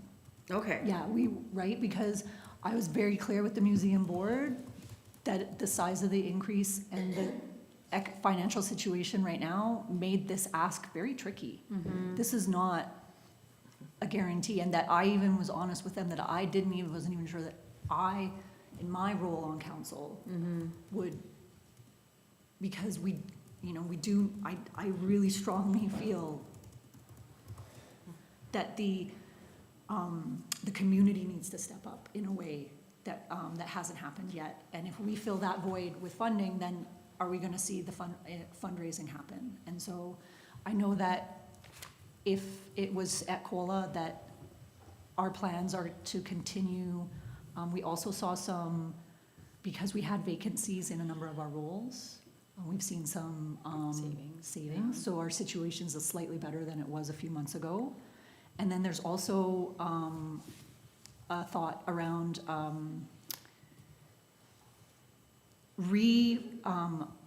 organizing how we run the museum. Right now we have a person who is an operations manager, and that used to be a role included in the executive director. So they were the ED, the fundraiser, operations manager as well. And so now with an operations manager, when we hire an ED, they will be focused on fundraising, not operations. So I believe that no matter what, the museum has a plan to keep, and I believe there may even be a role and a discussion in the future around cultural facilities and where the museum is located, and just how many the organizations in our community. Volunteers are going down, funding for nonprofits is going down. I'm not sure if the landscape in our community has space for everyone who exists now in terms of the money that is available. So how can we align organizations in our community to work together to use their resources better? I think that has a great potential, and the work that FCSS, or Community Social Development, is doing with nonprofits, I think is leading the way, so. Thank you for that answer. Councillor Ma. Thank you for that background info, Councillor Faubert. Yeah, I struggled with this one quite a bit. Things are pretty tight right now, and I do think the museum is in this sort of like reckoning point where there might be some sort of like, deep conversations that they're in the middle of to figure out how to stay viable. I think one of the other challenges they had, a lot of the other affiliates and groups that we are supporting, they're able to take their funding and multiply it and amplify it. When I think of Biosphere or Arts Place through the CMAF, they're showing success. So there's a recipe there somewhere that needs to be found. I'm just not too sure if by adding additional funding over the above ask, is that actually gonna trigger that to happen? So that's where I'm at right now. Okay. Councilor Merrill? Nothing further to add? Okay. I'm going to call the question then. Oh. Okay, so is this the wording this is the wording that works? That can No. actually, there's lots of wire, you could actually slide that closer. They need more time to. Could we have a couple minutes to adjust the wording? Would be great. Okay, Yeah. 5-minute break? Is that possible? we'll take a 5-minute break. Okay.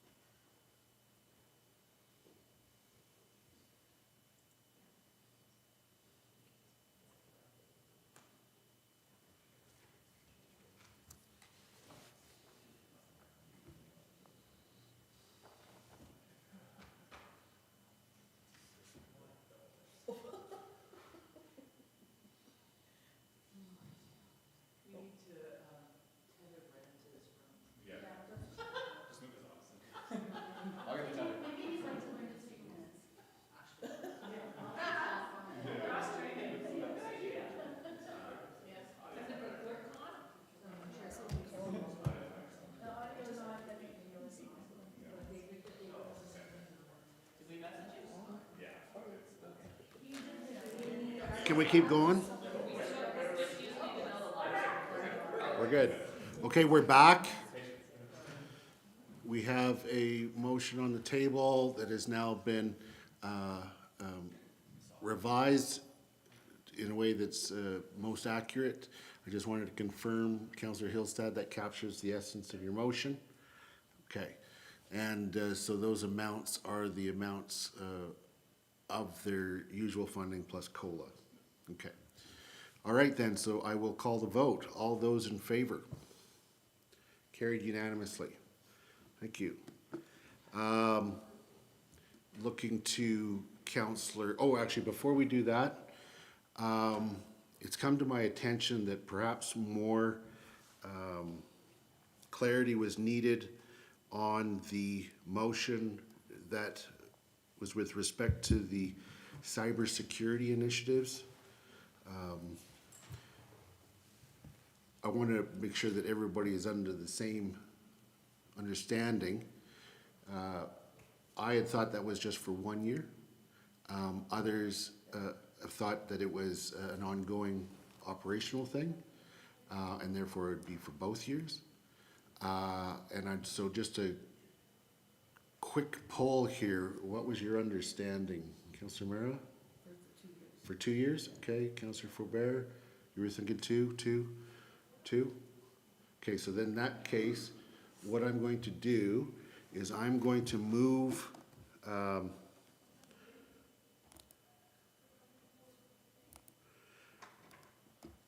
going to make a motion to reconsider. I think reconsider is the way to go, to open it up. Ms. Hyde? Yeah, a motion to reconsider. Okay. So I'm going to make a motion to reconsider that vote. A motion to reconsider can be made by a member on the prevailing side. It needs a 2/3 majority. My intent is, with it reopened, to add the clarifying words and then vote on it again. Okay? Does that sound good? That is fine. I'm just thinking about timing, and I don't know how many more motions you all are proposing, but we're trying to end within a half an hour. Yeah. We have the direction, and when we meet next week, we could work on the clarify. Instead of wasting the time now rewriting, I would rather bring it back to you next week and for you to finish any additional motions today. Well, we can just add the starting in Okay, 2025. I'm just trying to save time because you only have half an hour, so. Yeah, well, I've talked to Ms. Gibbons about the wording that's needed. Okay. So, first of all, the motion to reconsider, call the question, all those in favor, carried unanimously. Okay, with regards to this motion, right after 65,000, it would be starting in 2025. Okay?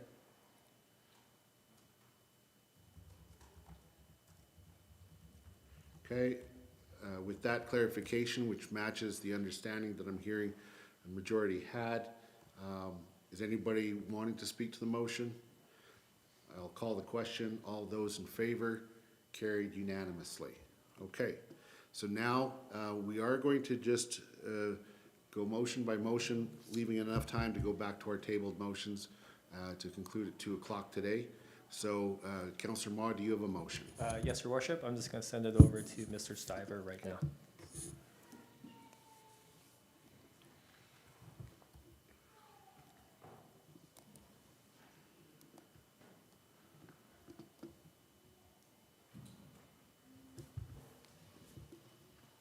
Do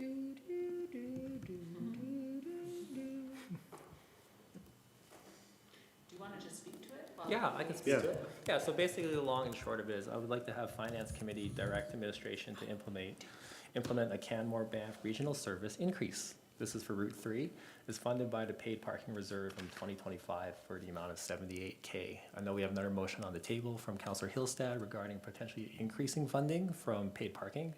So I think this would be very helpful towards, towards improving our transportation piece. I do know from an interregional piece, we have a huge back and forth between Canmore and Banff, and if we can have more accessibility between those hours of 11 a.m. and 3 p.m.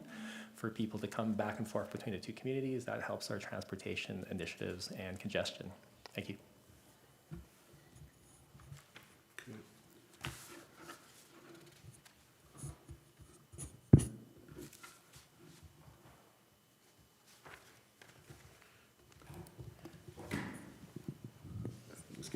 Sorry if I could just tweak the wording here a little bit. So I'm trying to recall if this was, if there was a specific service increase, that just might, Yeah, with okay. respect to Route. It was a 3. third Oh, bus sorry. on Route 3, Chelsea. Okay, perfect. And then this actually happens within our operating budget, so it's funded by a transfer, not actually the reserve. No, we're just going by your notes, that Yeah. package, that's what we're basically word for Sorry. word. Okay, I'm not flying by, I see my pants here. Sorry.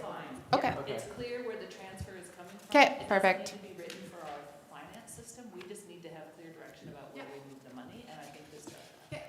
Okay. Thank you. Thank you for that. Would anybody like to speak to the motion? Councillor McCallum? It's interesting, when we started Rome, the Banff-Canmore route, this was the last, this was the first, when it first started, this was the hunk of time that was left unserviced at the very, very beginning. So it's clearly the period of time that lags as a new route, or not a new route, additional service is brought on. So this makes total sense to me that this is, you're looking at me like you don't understand what I'm talking about. I know exactly what you're talking about. Okay, perfect. He's just looking at me funny. So I'm happy to support this. It makes absolute sense that this is the last piece of that, for the third bus to be able to do full service all day. This is the last hunk of time in the day that needs to be fulfilled. I will support it. Okay. Looking to see if anyone else wishes to speak to this motion. Seeing none, I'll call the question. All those in favor? Oh, Ms. Richards. Sorry, maybe I screwed this up too, but if this is a new service increase, should it be in 2025 and 2026? Like the third bus would be for the foreseeable future, correct? Yeah. It would be perpetuity. Okay, so. So maybe again, beginning- starting in Starting 2025? in Yes, please. 2025. Okay, thank you. Okay, so that's, you'll accept that as a friendly amendment? Absolutely, your worship. Okay, so that doesn't change, I think, what anybody understood. So let's vote. All those in favor? Carried unanimously. Councillor McCallum, you That were, was my motion, so that's okay. it. Councillor Graham, do you have a motion to put forward? I do have a couple more motions that I'm still contemplating.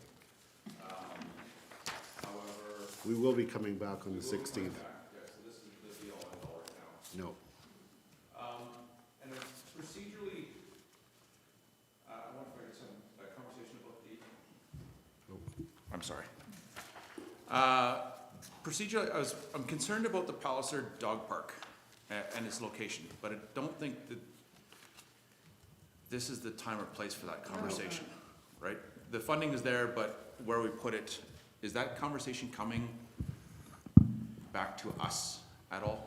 No, the Palliser Dog Park, the location of it is actually approved in the area structure plan that council approved. So it will be fenced, in part because it is adjacent to that wildlife corridor. But the location was set by council with the approval of the area structure plan. Thank you, Ms. Smithers. We might just need taller fencing on one side. Okay, so you don't have a motion to bring it this time. We will be coming back on the 16th and you can bring motions then, Yep. because I've got a number that we're not gonna get through today Yep. as well. Councillor Faubert, is there a motion that you wanna bring today? Okay. So you sent that. Too casual. You sent that to, Mr. Stiver. Yep. You can start to speak to it. This one is, I deleted it. The zero waste. The zero waste, okay, that finance committee, direct administration to add $109,000 for a zero waste coordinator position to the 2026 Public Works operating budget with funding from the Solid Waste Services Reserve. I know this is a 2026 project, but this is in line with some of the other motions that I brought forward around climate change, waste reduction, and diverting from landfills. It's really important because our garbage system, like I said before, the bins are really, we can put anything in the bins, and so I think we've seen some recent results from surveys of our waste that we can be doing better, and I think this is a role that will help with that. Thank you. Thank you. It's also on my list, so I'm prepared to support this. Would anybody else like to speak to the motion? Councillor Moore. Just a question, is this a 2-year position, perpetual position? Just want to make sure I know what I'm voting for. Thank you. I believe that it's establishing a new position beginning in 2026. And that is a role that will continue into the future. Correct. Okay, thank you for that clarity. Okay, would anybody like to speak to the motion? Seeing none, I'll call the question. All those in favor? Opposed? Did everybody vote in favor? Sorry, did I not? No.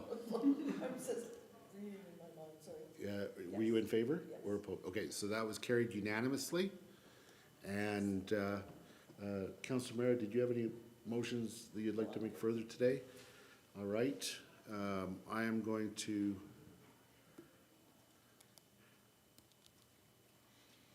send this one over.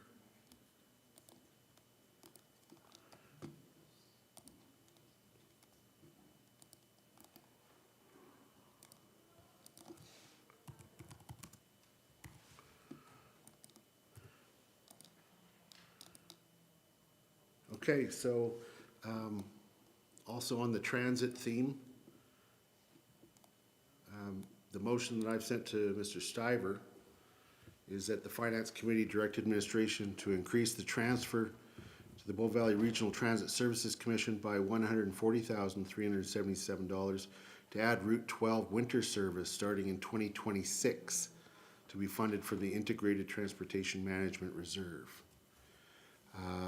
So this is, we added the seasonal Route 12.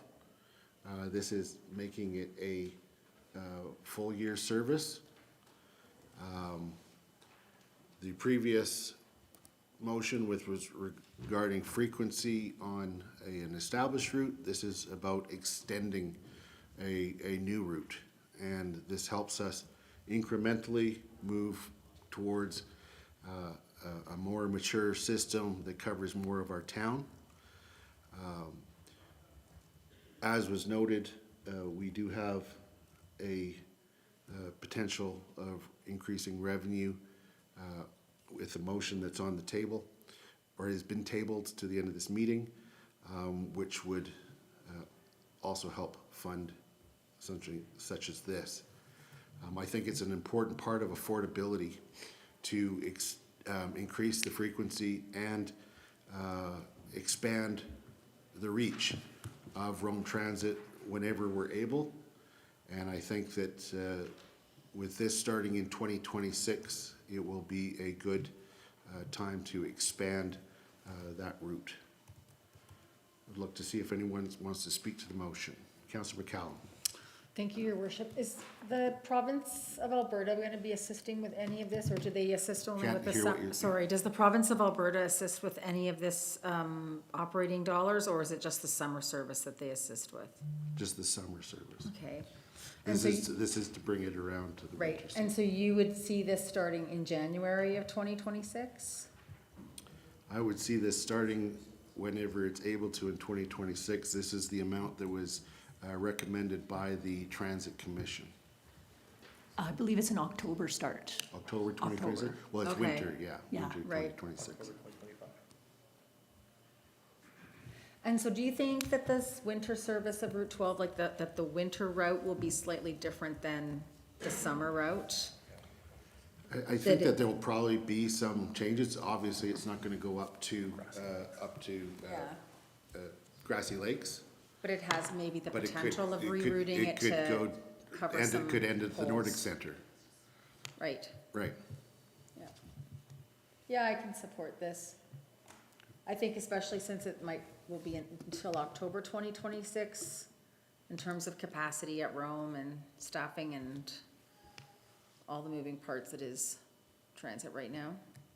But I do agree with you that we need to continue to plug away at providing a more fulsome, mature service. And that's only gonna happen by slowly and incrementally adding more and more as we can afford it. Councillor Faubert and then Councillor Ma. Yeah, I'm very much in support of this, and I just want to say, I think Route 12 is still in its infancy.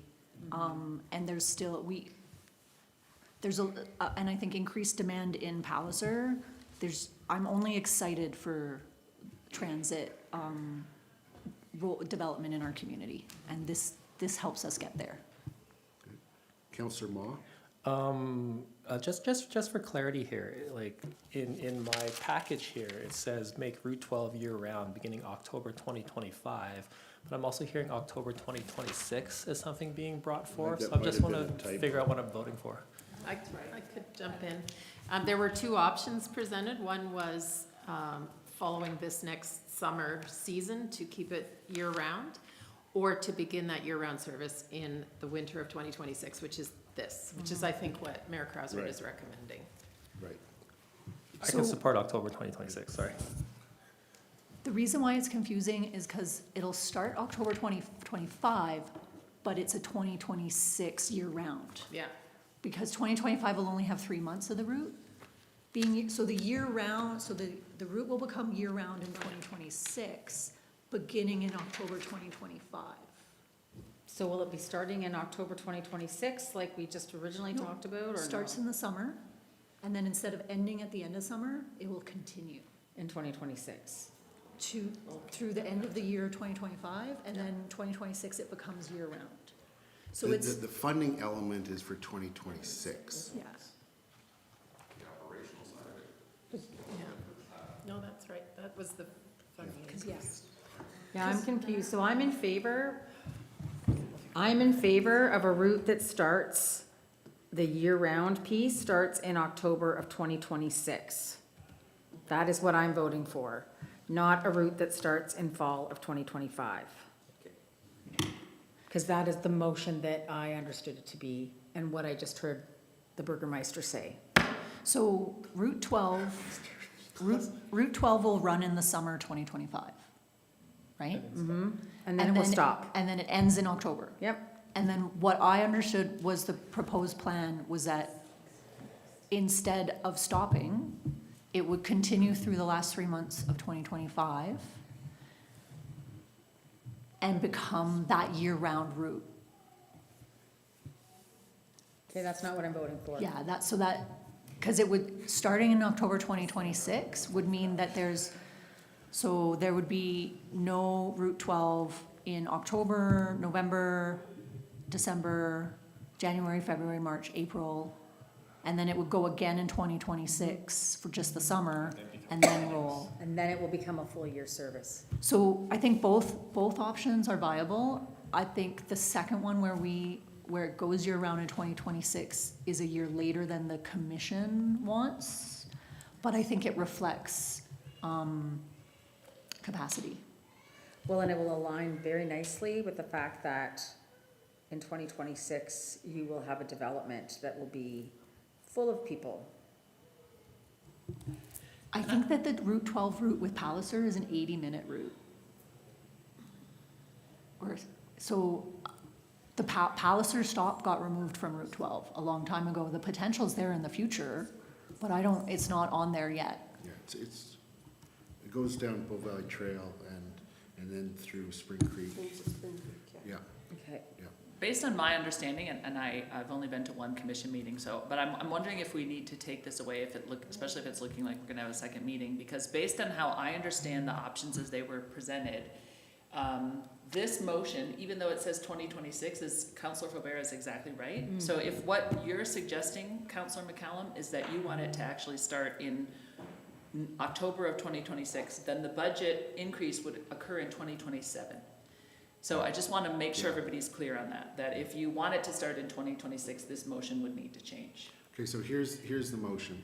I am supporting what the commission has put forward. It's making Route 12, beginning October 2025, a full year-round service, but the funding will be in 2026 for this amount.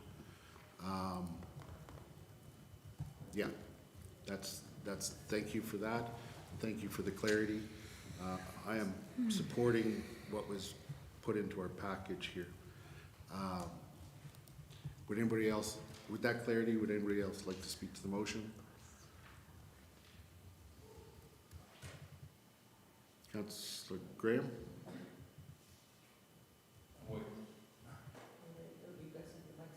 Oh, I'm sorry.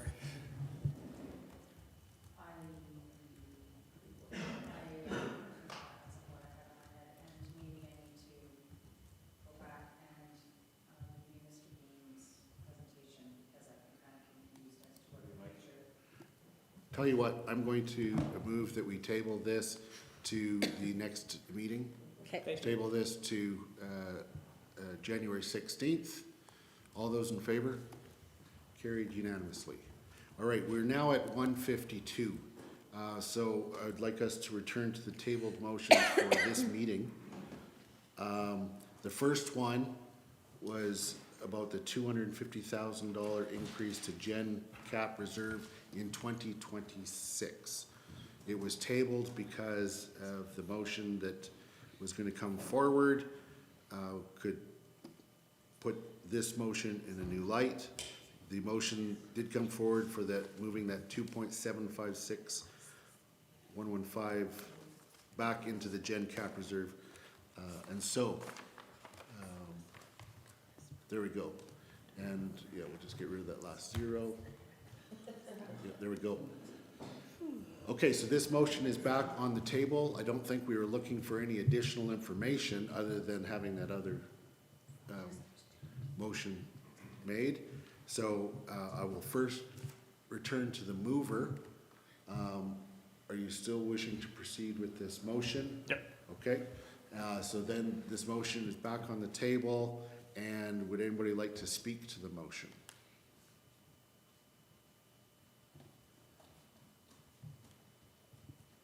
Seeing none, I'll call the question. All those in favor? Opposed? The motion is carried with Councillor Mara and Mayor Krausert opposed.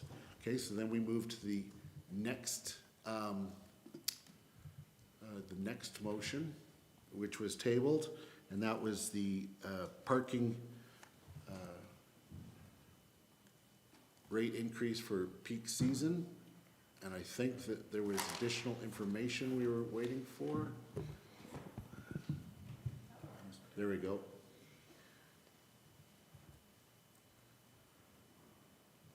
And I forget what the information, about the, Yeah, yeah, consultation. consultation with BIA. Mr. Mackay.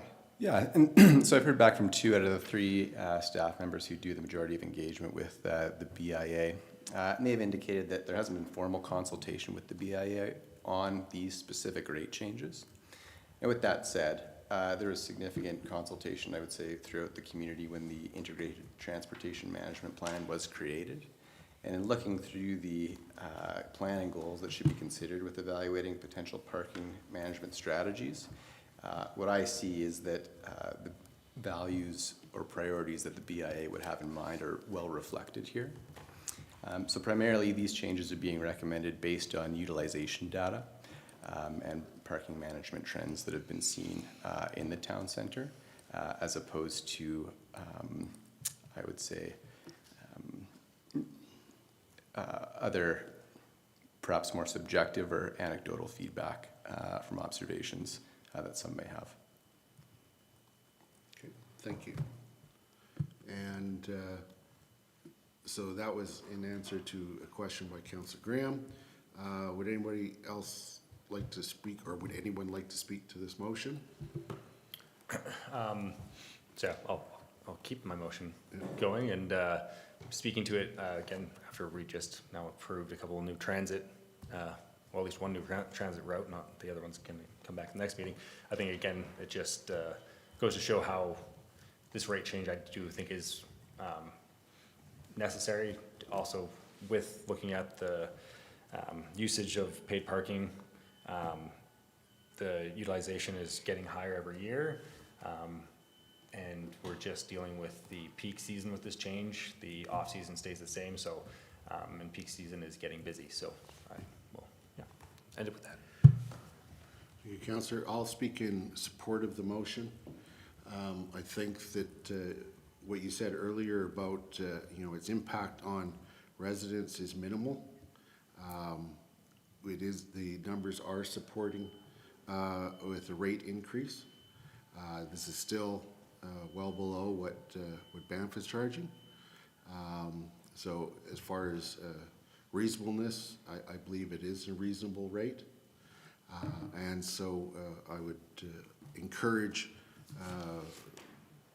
Finance Committee to support this because of the additional revenue that it potentially achieves, which helps us with our transit and affordability type efforts.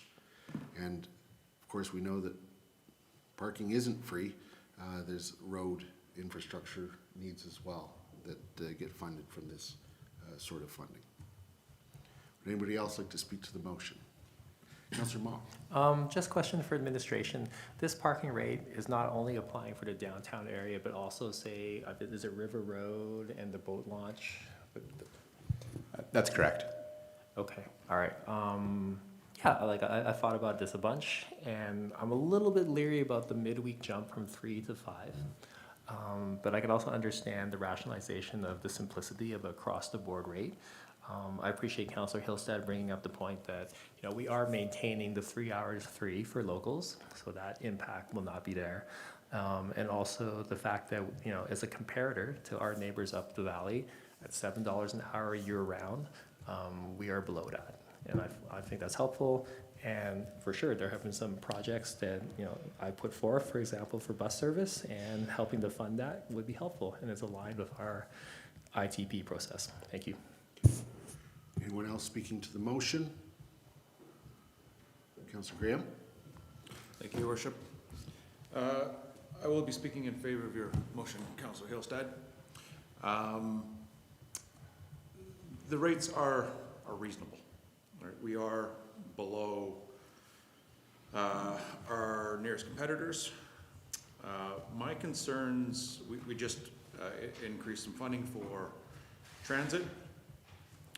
My concerns have been and continue to be the vibrancy of the downtown, and this is one piece of that puzzle. So I will continue to be engaged in watching that unfold. I appreciate the consistency and the simplicity of the systems that we're putting forward, and I know that was a challenge in the past. I don't like using percentages very often, and I won't here today, but it's a fairly significant one. So I appreciate you bringing this forward. Anyone else wishing to speak to the motion? Call the question. All those in favor? Carried unanimously. All right, so I'm going to move that we adjourn. Just before we vote on that, just a reminder, we're going to, all that's left on the agenda is to continue with this process on the 16th, following which we'll be making motions recommending the overall package as amended by what we've discussed to council for their consideration on February 4th. All right, so with that, I move that we adjourn. All those in favor? Carried unanimously. Thank you, everyone.